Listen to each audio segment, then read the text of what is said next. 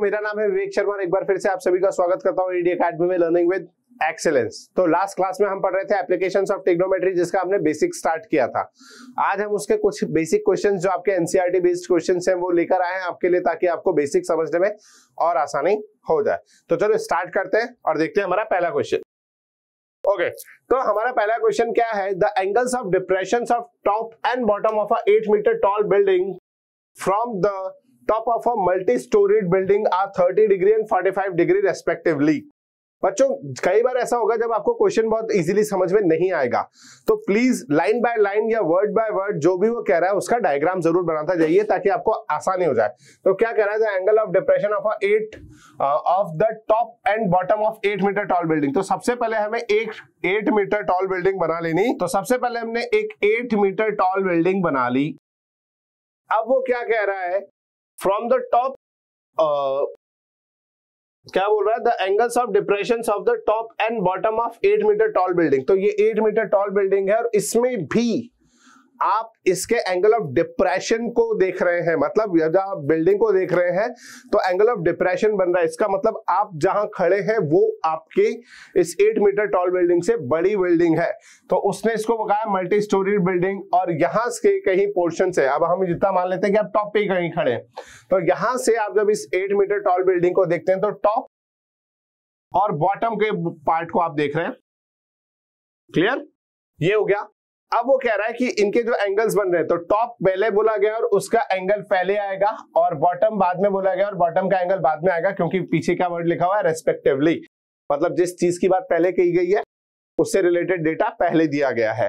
तो टॉप का angle 30 degree है, तो यहां से जब टॉप को देखा जाता है तो एंगल ऑफ डिप्रेशन जो है वो 30 डिग्री बनता है, और जब बॉटम को देखा जाता है तो एंगल ऑफ डिप्रेशन 45 डिग्री यहां बनता है बॉटम के लिए। Clear? Find the height of the multi storeyed building. अब ये तो टॉल बिल्डिंग थी, तो ये हमारी मल्टी स्टोरीड बिल्डिंग है। ठीक है? ओके, अब यहां से the distance between the two buildings आपको निकालनी है और मल्टी स्टोरीड बिल्डिंग की हाइट। तो अब आपके लिए यहां पर जितने पोर्शंस हो गए, जो डायग्राम बना था रे डायग्राम तो आपने बना लिया। अब इसके बाद जो बात आती है कि आपको इसको नेमिंग करनी होगी। तो टॉल बिल्डिंग को मैं नाम देता हूं AB, इस पर्टिकुलर बिल्डिंग को मैं नाम देता हूं CD। क्लियर? और यहां पर अब ध्यान से देखना, A से CD बिल्डिंग के एक पर्टिकुलर पॉइंट तक मैं परपेंडिकुलर डाल देता हूं।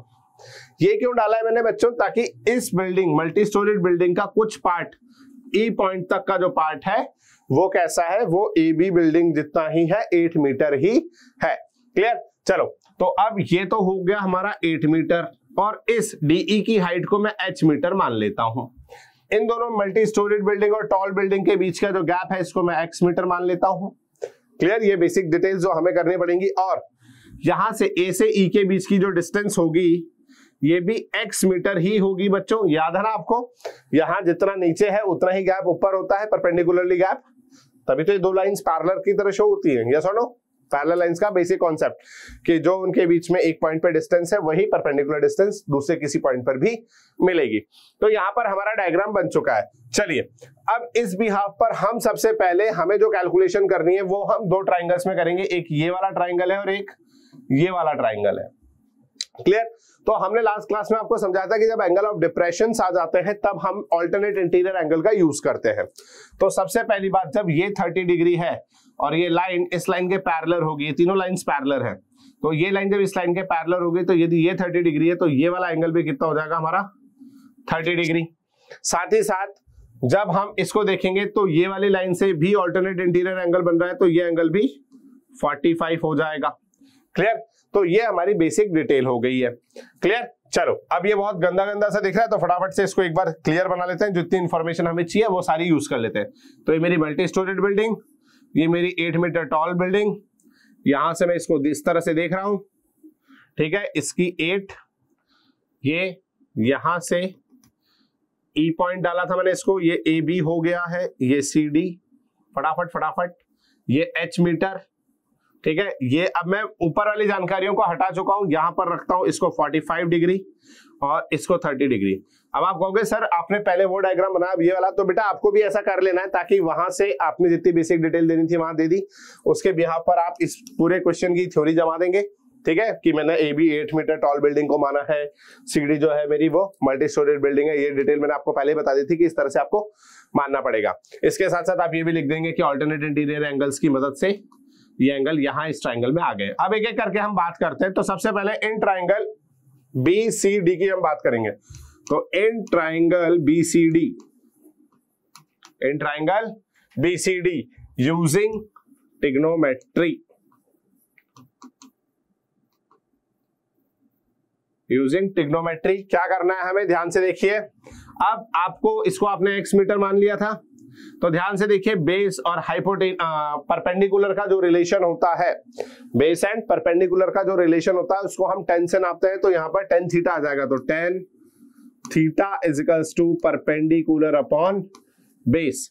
अब यहां पर यदि हम अपनी डिटेल को देखें तो क्या हो जाएगा बच्चों, टेन थीटा की वैल्यू यहाँ 45 है और परपेंडिकुलर की जो वैल्यू है ये h है और ये कितनी आई थी हमारी 8 मीटर। क्लियर, यहां से यहां तक की हाइट 8 मीटर। तो h plus 8 upon x, clear, इतना हो गया। अब आप इसको फर्दर सॉल्व कर लीजिए। 1045 की value 1 is equals to h plus 8 upon x, clear, और सिंप्लीफाई करेंगे तो x is equals to h plus 8 आ जाएगा। क्लियर, यहां से हमारी ये वाली जानकारी तो कंप्लीट हो गई। ठीक है, क्लियर, इतनी समझ में आया। चलो अब आगे चलते हैं। अब हम कौन से ट्राइंगल की बात करेंगे बच्चों, तो ध्यान से देखो ये हमारा x आ चुका है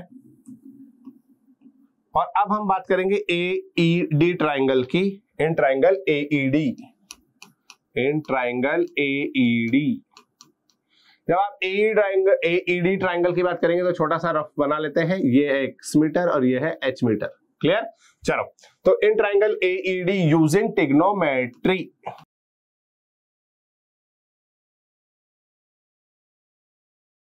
ठीक है, यूजिंग ट्रिग्नोमेट्री जब हम बात करेंगे तो हम क्या होगा बच्चों, वापस से क्या बेस और परपेंडिकुलर की बात चल रही है, बेस और परपेंडिकुलर की बात चलेगी तो हमें क्या लगाना है, tan थीटा। अब tan थीटा की वैल्यू यहाँ 30 डिग्री है और हम फॉर्मूला ऑलरेडी लिख चुके हैं तो हम बार बार नहीं लिखेंगे। तो tan 30 डिग्री जो होता है that is equals to h upon x।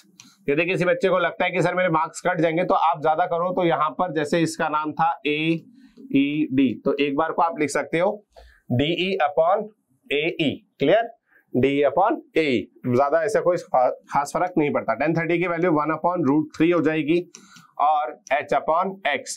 अब बच्चों ध्यान से देखो इसकी सॉल्यूशन कैसे होगा, फटाफट से बात करें तो x is equals to h √3। Clear, ये आ चुका है हमारा दोनों सवालों के जवाब। अब हमें क्या करना है, हमें यहाँ x की वैल्यू h प्लस 8 जो है वो प्रीवियस इक्वेशन से यहाँ वैल्यू डाल देनी है। तो by equation 1, by equation 1 x की वैल्यू हम क्या डाल देंगे, h plus 8 that is equals to h √3। Simplify कीजिए तो h उधर चला जाएगा, 8 is equals to h √3 minus h। Simplify करने पर h is equals to 8 upon √3 minus 1। इतना पोर्शन आने के बाद पहला सवाल का जवाब तो हमारे पास आ गया कि हमारा h जो है वो x अपॉन 8 अपॉन √3 माइनस 1 है। बट प्रॉब्लम क्या है ना बच्चों, उसने h नहीं पूछा है, उसने height of the multi storey building पूछा है जो कि h नहीं है, h प्लस 8 है। क्लियर, चलो तो अब यहां पर height of multi storey building, height of multi storeyed building निकालनी है तो that is equals to h plus 8 करना पड़ेगा। h की वैल्यू अभी आपने निकाली 8 अपॉन √3 माइनस 1 प्लस 8। क्लियर, अब आप यहां पर रैशनलाइजेशन कर देते हैं तो ज्यादा अच्छा होगा। तो 8 upon √3 minus 1 into √3 plus 1 upon √3 plus 1 plus 8। Simplify कीजिए फटाफट से, तो √3 माइनस 1 इंटू √3 प्लस 1 क्या हो जाता है, 3 minus 1 which is equals to 2। तो यहां पर आ जाएगा 2, 8 √3 प्लस 1 प्लस 8। 2 से 8 कट जाएगा 4 time, answer will be 4 √3 plus 4 plus 8, तो हो जाएगा 12 प्लस 4 √3। ये हमारी मल्टी स्टोरेड बिल्डिंग की हाइट आ चुकी है। अभी तो ये सवाल आधा हुआ है। क्यों? क्योंकि उसने हमसे कहीं एक बार और बात पूछी थी, वो क्या थी? The distance between the two building which is x। तो x की वैल्यू भी तो निकालनी है बच्चों, है ना। अब आप इसको कैलकुलेशन में लंबा ले जा सकते हैं, बट ध्यान से देखो, हमने जब 1045 लगाया था तो हमने ये पाया था कि जो टोटल बिल्डिंग की हाइट होगी वही हमारा बेस की भी हाइट होगी। तो जब आपने बिल्डिंग की हाइट यहां पर निकाली 12 + 4√3, तो यही तो उनके बीच की डिस्टेंस हो जाएगी। याद है मैंने आपको पिछली बार समझाया भी था हल्का सा कि जब 1045 आता है तो इसका मतलब जो परपेंडिकुलर बेस है उनका रेशियो 1 हो जाता है। रेशियो 1 होने का मतलब है कि दोनों की हाइट सेम है, दोनों की जो डिस्टेंसेस है वो सेम है। तो इसका मतलब जो मल्टी स्टोरीड बिल्डिंग की हाइट है यही आपका h है, सॉरी यही आपका height of multi storeyed building है, और यही जो है distance between multi storey building and tall building के बीच की डिस्टेंस हो जाती है। क्लियर? समझ में आया? चलो अब अगला सवाल देखते हैं, वो भी कुछ ऐसा ही है। क्या कह रहा है? The angle of the elevation of an aeroplane. अच्छा, ये थोड़ा सा अलग है देखने के हिसाब से। यहां पर भी जब हम डिटेल की बात करते हैं तो क्या कह रहा है? The angle of elevation of an aeroplane from a point on the ground is 45 degree. आप ग्राउंड पर कहीं खड़े हो और यहां से एक प्लेन को देख रहे हो, जो कि एंगल ऑफ एलिवेशन आपका जो बन रहा है वो 45 बन रहा है ग्राउंड से। यहां पर क्या हुआ है ना बच्चों, after a flight of 15 second the elevation changes to 30 डिग्री। अब आपने एंगल ऑफ एलिवेशन जो है वो चेंज हो गया है 30 डिग्री पर आफ्टर 15 सेकंड। तो पहली बात, हमारे सवाल में सेकंड वाली बात जो होती है टाइमिंग वाली, वो तो कभी आती ही नहीं है। तो इसका मतलब हमें कहीं ना कहीं कुछ और भी रिलेशंस करने पड़ेंगे। साथ ही साथ दूसरी बात जो बोल रहा है वो ये है कि एंगल ऑफ एलिवेशन चेंज हो गया टू 30 डिग्री। अब इस पॉइंट से आप खुद मुझे बताइए, यदि ये एरोप्लेन यहां है इस वक्त, तो there is two way to fly. या तो वो आगे towards opposite side of the person या ऑब्जर्वर कह लो वहां जा रहा होगा, या टुवर्ड्स द ऑब्जर्वर आ रहा होगा, अवे फ्रॉम द ऑब्जर्वर और टुवर्ड्स द ऑब्जर्वर। यदि वो टुवर्ड्स द ऑब्जर्वर आता है तो उसका एंगल ऑफ एलिवेशन चेंज हो जाएगा, बट इंक्रीज होगा, क्योंकि ये इस कंडीशन में यहां पहुंच जाएगा और एंगल ऑफ एलिवेशन देखो पहले वाले से बड़ा हो जाएगा। But angle of elevation change होकर 30 डिग्री हो गया। इसका मतलब बात यह है कि वो पर्सन जो है, जो प्लेन है वो पर्सन से अवे जा रहा है। इसका मतलब वो यहां कहीं पहुंचा है, और अब जो एंगल ऑफ एलिवेशन है वो 30 डिग्री है। ठीक है, यहां से आप इसको बात करेंगे और ये बात करेंगे, तो यहां पर जो हाइट है देखो क्या बोला गया, if the aeroplane is flying at a height of 3000 metre. ये बात बेटा हमेशा ध्यान रखना कि जो प्लेन होते हैं वो अलग अलग डिस्टेंसेस पर ही उड़ते हैं, अलग अलग हाइट पर ही उड़ते हैं। तो यहाँ पर प्लेन की जो हाइट है वो 3000 मीटर है, और वो दोनों पॉइंट्स पर सेम रहेगी, क्योंकि चलता प्लेन कभी भी इस हाइट पर अपने एंगल्स को, हाइट को ज्यादा चेंज नहीं करता है नॉर्मल केसेस में। तो जो वो एक हाइट मेंटेन करते हैं उसी पर फ्लाई करते रहते हैं। तो यहाँ पर ये जो प्लेन है ये 3000 मीटर की हाइट पर उड़ रहा है। चलो, तो अब यहां पर आपकी जो कंडीशन होगी, ऑब्जर्वर को आपने ए नाम दे दिया, इस प्लेन की पुरानी कंडीशन को आपने बी, परपेंडिकुलर डिस्टेंस को आपने सी नाम दे दिया, इस पॉइंट को आपने डी, जहां पर वो नया चेंज पॉइंट नए पॉइंट पर जहां पहुंचा है, और ये उसकी परपेंडिकुलर डिस्टेंस को पॉइंट ई नाम दे दिया।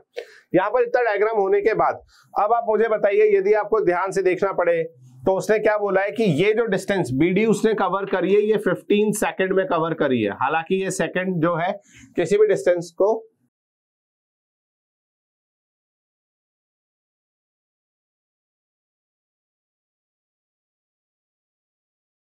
आपका हेड आ जाता है, चलो कोई दिक्कत नहीं, स्टार्टिंग से करते हैं। चलो तो फिर अगला क्वेश्चन देखते हैं। ठीक है, ओके।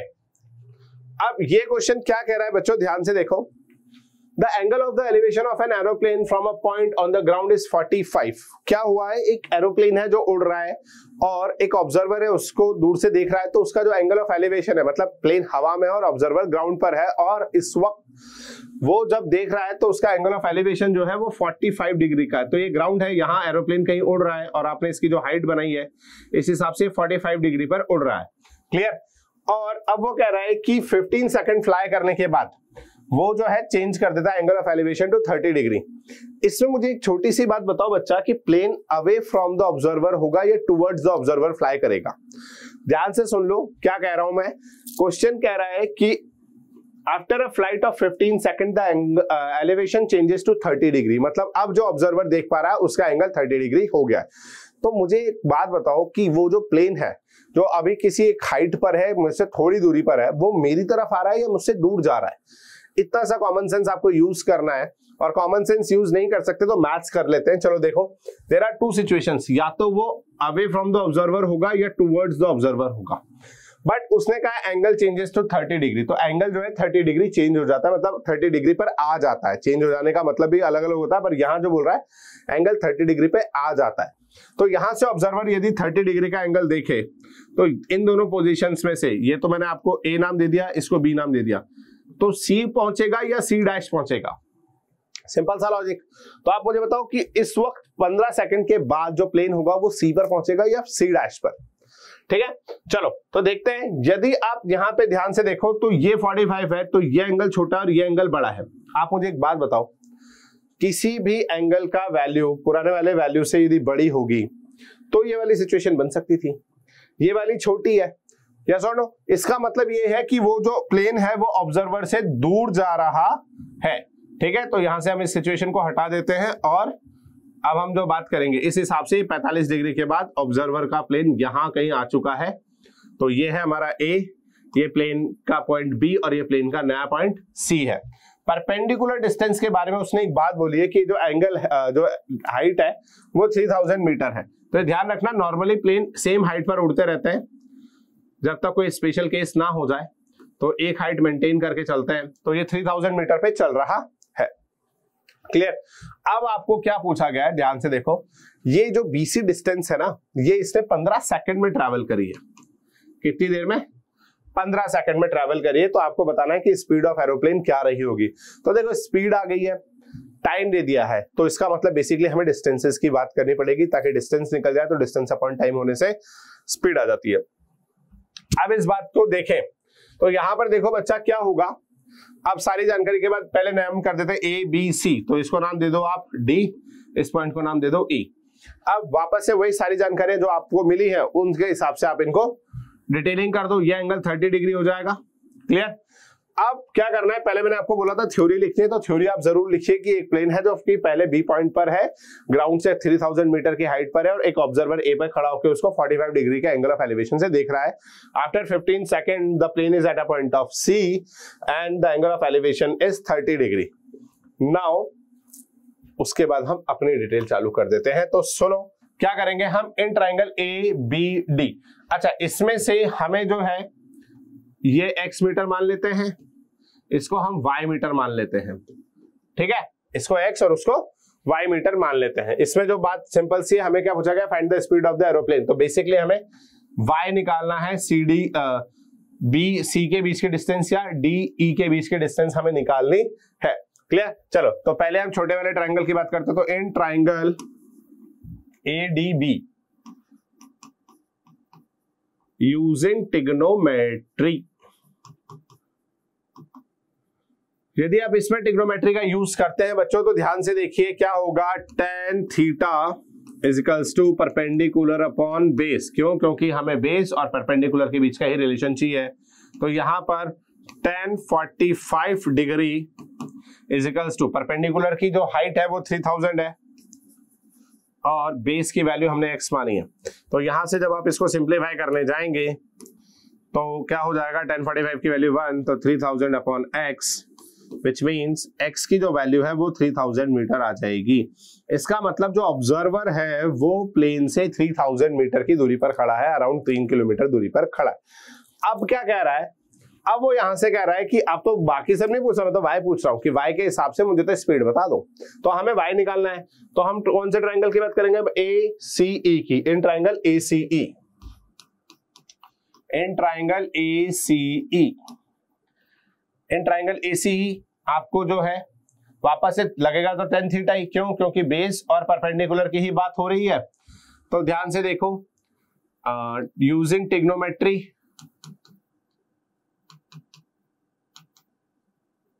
यूजिंग ट्रिग्नोमेट्री यदि हम बात करें तो tan, अब थीटा की वैल्यू डायरेक्ट रख देते हैं 30 डिग्री, और इसके साथ साथ परपेंडिकुलर जो है वो 3000 ही है और बेस x प्लस वाई है।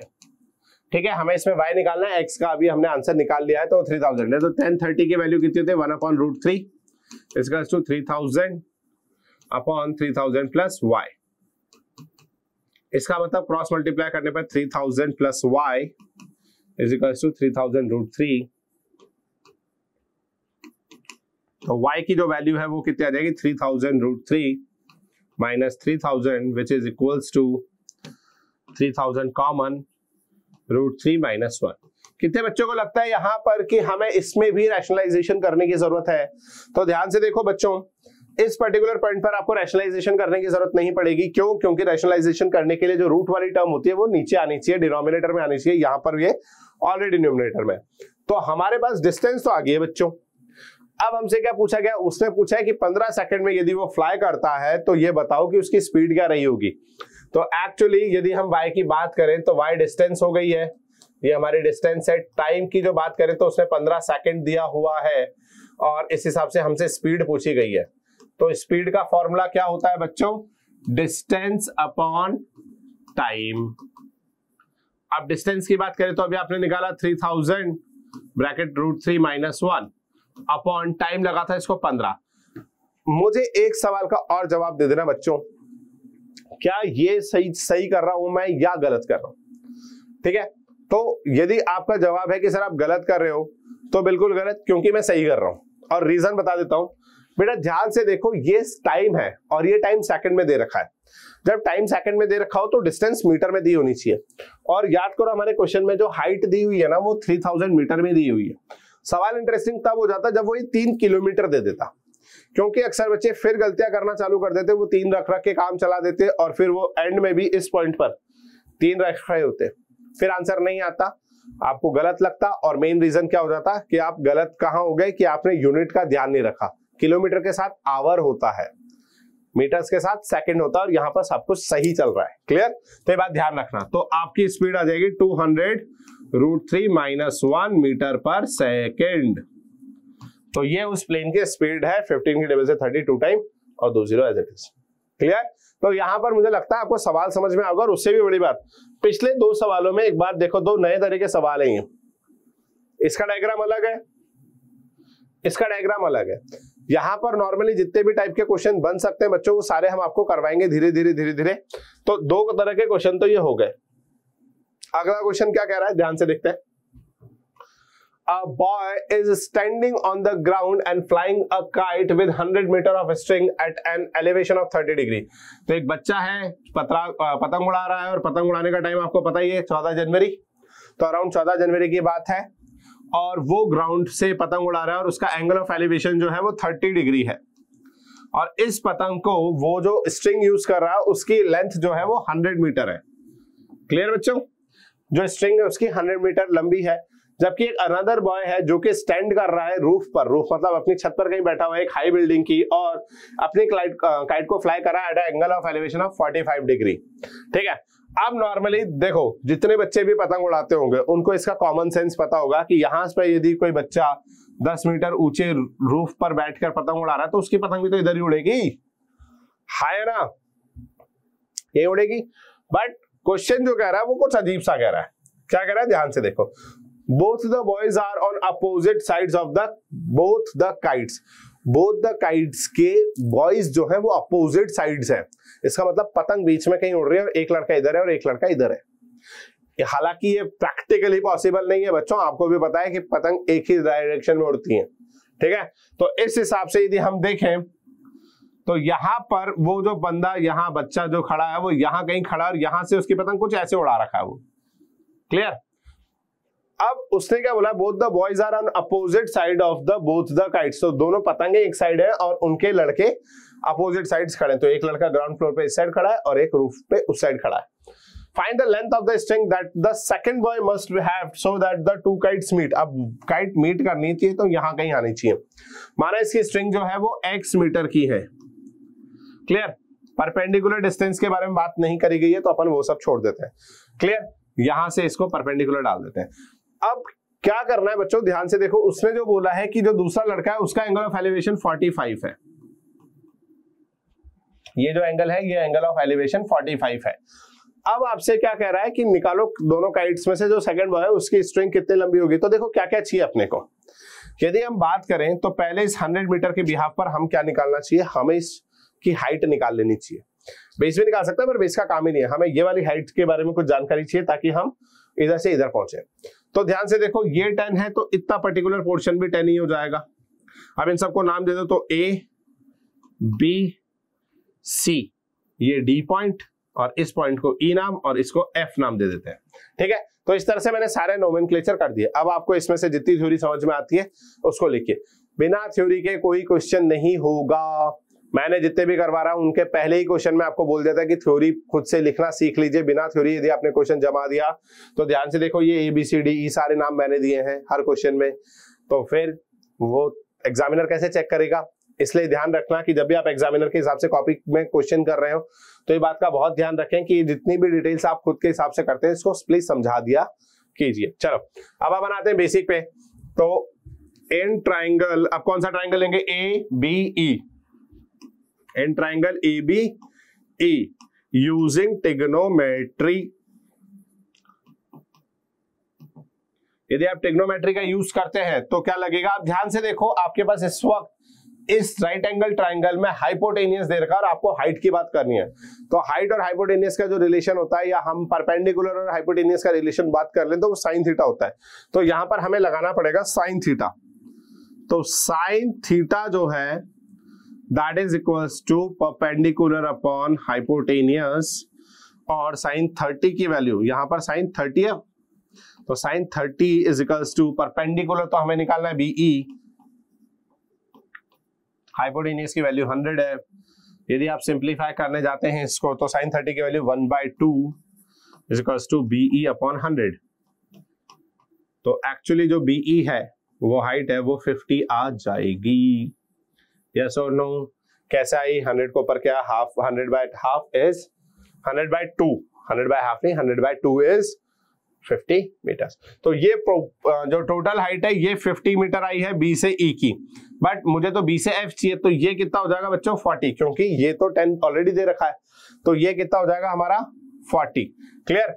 अब इस 40 के बिहाफ पर हम BFC ट्राइंगल की बात कर लेते हैं। In triangle BFC, in triangle BFC यहां पर हम यूज करेंगे, ध्यान से देखो आपको क्या यूज करना है। तो हाइट के बारे में बता रखा है, हाइपोटेनियस के बारे में पूछ रहा है, तो वापस से साइन थीटा ही आ जाएगा। Sine 45 degree is equals to क्या, BF upon BC, BF upon BC, और साइन 45 की वैल्यू थी 1/√2, BF की वैल्यू आपने 40 निकाल दी और BC की वैल्यू आपसे पूछी गई है, तो BC की वैल्यू कितनी हो जाएगी बच्चों 40√2। क्लियर। इसमें कोई डाउट है तो बताओ। सवाल में यहां तक कोई दिक्कत है तो बताओ। बस इसमें एक बात ध्यान रखना, यदि √2 की वैल्यू क्वेश्चन में आपको 1.4, 1.414 इनमें से कुछ भी दे रखी हो तो प्लीज वो वैल्यू पुट कर दीजिए। अदरवाइज यही आपका आंसर है कि उस नए लड़के को स्ट्रिंग जो यूज करनी पड़ेगी वो अराउंड 60 मीटर के आसपास होनी चाहिए। ठीक है, √2 की वैल्यू 1.4 या 1.41 डाल लेंगे तो अराउंड इतनी आ जाएगी, 56-60 के अराउंड। Clear clear. चलो तो नेक्स्ट क्वेश्चन देखते हैं। अरे वाह, ये बड़ा अच्छा क्वेश्चन है। Find the length of the elevation of the angle of the elevation of the sun when the length of the shadow of a pole is, इसको √3 कर लेते हैं बच्चों, √3 times the height of the pole. 3 होने से भी कोई दिक्कत नहीं है सवाल में, बट यदि आप देखें तो ट्रिग्नोमेट्री में सारे एंगल्स पॉसिबल है, सारी वैल्यूज पॉसिबल है, बट इस पर्टिकुलर केस में जब हम 10 लगाएंगे तो हमारे पास √3 होना चाहिए। ठीक है, तो जानकारी अभी मैंने दे दी है। अब समझते हैं कैसे कर रहे हैं। तो कैसे, ये देखो ध्यान से, एक पोल खड़ा है, क्लियर, एक पोल खड़ा है स्ट्रेट और कोई ऑब्जर्वर है उसको देख रहा है, और इस वक्त जो उसकी शैडो कास्ट हो रही है वो √3 टाइम्स ऑफ द √3 टाइम्स है। तो पहले पोल यहां है, शैडो कब कास्ट होगी, जब सन यहां इसके पीछे होगा तो इसके कारण इसकी लाइट टकराएगी और यहां कहीं रोक देगी। तो इतना लंबा, ये छोटा सा पोल इतना लंबा दिखाई देगा, तो ये पोल की हाइट हो जाएगी h मीटर, और इसकी जो शैडो कास्ट हो रही है वो √3 टाइम्स हो रही है। तो यहां पर ये जो बेस होगा ये √3h के बराबर होगा। क्लियर बच्चों। अब यहां से आपको बात करनी है कि एंगल ऑफ एलिवेशन की बात, ये सबसे बेसिक क्वेश्चन है। ABC की हम बात कर लेते हैं। BC हमारा यहाँ पर पोल है और यहां से एक ऑब्जर्वर इसको देख रहा है, तो एंगल ऑफ एलिवेशन की बात करें तो हमसे ये पूछा गया कि एंगल ऑफ एलिवेशन क्या होगा, या आप डिप्रेशन की बात कर सकते हैं, कोई फर्क नहीं पड़ रहा, सॉरी, ठीक है। अब यदि हम बात करें तो ध्यान से देखो, इस थीटा को निकालने के लिए हमें क्या करना होगा, परपेंडिकुलर अपॉन बेस का कॉम्बिनेशन लगाना होगा। तो इन ट्राइंगल ABC परपेंडिकुलर और बेस का रिलेशन tan थीटा होता है, तो tan theta is equals to perpendicular upon base. यदि हम आगे चले तो tan थीटा की वैल्यू हम डालने जाते हैं, तो थीटा तो निकालना ही है, तो tan theta is equals to perpendicular की वैल्यू h और बेस की वैल्यू √3h, h से h कट जाएगा, तो tan थीटा जो है 1/√3 होगा, और यहां से हमारे tan थीटा की वैल्यू कितनी हो जाएगी, tan 30 डिग्री। अब इसके बाद बच्चा एक छोटी सी मिस्टेक करता है कि वो 10 से 10 काट देता है। बस मैंने आपको यही बात पहले भी समझाई, ट्रिग्नोमेट्री में तो ज्यादा लंबी नहीं समझाऊंगा, कि जब भी ट्रिग्नोमेट्री में कुछ इस तरह से होता है तो 10 के जो रेशियोज होते हैं ना, ट्रिग्नोमेट्रिक रेशियोज, सिर्फ रेशियो को नहीं हटाया जाता, यदि उसके साथ कोई एंगल अटैच्ड है तो फिर पूरा कट हो जाता है, तो काटते हैं, अदरवाइज हटा देते हैं। तो tan थीटा से tan 30 में tan काटेंगे नहीं, चुपचाप हटा देंगे, और हमारा थीटा की वैल्यू कितनी आ जाएगी, 30 डिग्री। तो इस वक्त सन का जो एंगल ऑफ एलिवेशन है, यदि नीचे से इस पर्सन यहाँ कोई खड़ा होता है तो सन को एंगल ऑफ एलिवेशन जो देखेगा वो 30 डिग्री होगा। चलो, और ये आ गए आपके होमवर्क। ये देखो, एंगल ऑफ एलिवेशन के बारे में बात करी गई है, इस वाला सेम क्वेश्चन है, इसको भी √3 कर लीजिए, ठीक है, ताकि देख लेंगे आपको कितना प्रैक्टिस हुई। इसके अलावा ये सारे 2 क्वेश्चन आपको और दिए हुए हैं, ये वाला क्वेश्चन है, ये वाला क्वेश्चन है, ये वाला और ये वाला, ये 5 क्वेश्चन है बच्चों जहां पर आपको आना चाहिए, ठीक है। चलो पहले स्क्रीनशॉट ले लो, तो इसके बाद आप इसका क्वेश्चन को खुद से करिए। अगली क्लास में हम इनके सॉल्यूशंस आपको बताएंगे और भी एक्स्ट्रा क्वेश्चंस प्रोवाइड करेंगे, बट ध्यान रखिएगा जितना बेसिक डिटेल आपको चाहिए थी उतनी सारी हम ऑलरेडी इस वीडियो में दे चुके हैं। इसके बाद हमें प्रैक्टिस के यही सारे क्वेश्चन हम आपको करवा देंगे। ध्यान रखिएगा, जितना आप पढ़ेंगे खुद से उतना ज्यादा और उतनी जल्दी आप सीख जाएंगे, ठीक है। चलिए, तो आज के लिए इतना ही। यदि वीडियो पसंद आए तो वीडियो को लाइक कीजिए, शेयर कीजिए अपने दोस्तों के साथ। चैनल को सब्सक्राइब अभी तक नहीं करा है तो प्लीज चैनल को सब्सक्राइब कर लीजिए और बने रहिए ईडी एकेडमी के साथ। Thank you.